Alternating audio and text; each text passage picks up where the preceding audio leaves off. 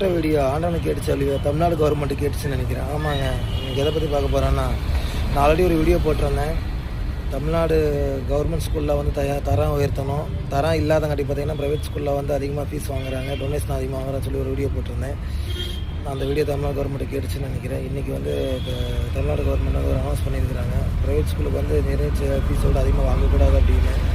அவங்க என்ன fees fix பண்ணாலும் அதை மட்டும் தான் வாங்கணும், டொனேஷன் எதுவும் வாங்கக்கூடாதுன்னு சொல்லி அறிவிச்சிருக்கிறாங்க. உண்மையில் தமிழ்நாட்டில் வரவேற்க தக்கது தான்.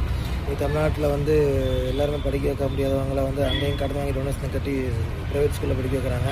இன்றைக்கி அந்த நிலை மாறணும்னு சொல்லி நான் ஒரு வீடியோ போட்டிருந்தேன். அது கண்டிப்பாக அதே மாதிரி நடந்திருக்குது. தமிழ்நாடு ஸ்கூலில் இனி யாராவது அதிகமாக கவர்மெண்ட் நிர்ணயித்த தொகையை விட அதிகமாக யாராவது வாங்கினாங்கன்னா கண்டிப்பாக இன்ஃபார்ம் பண்ணாங்க.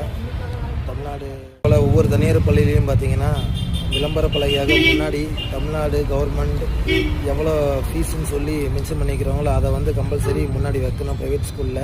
அப்படி இருந்தால் மட்டும்தான் எல்லாத்துக்குமே தெரியும் இதுக்கு முன்னாடி வாங்கின ஃபீஸுக்கும் இப்போ வாங்குகிற ஃபீஸுக்கு எவ்வளோ வித்தியாசம் இருக்குன்னு, எவ்வளோ ரூபாய் நீங்கள் கொள்ளையடிச்சிங்க அப்படிங்கிறது மக்களுக்கு தெரியும்.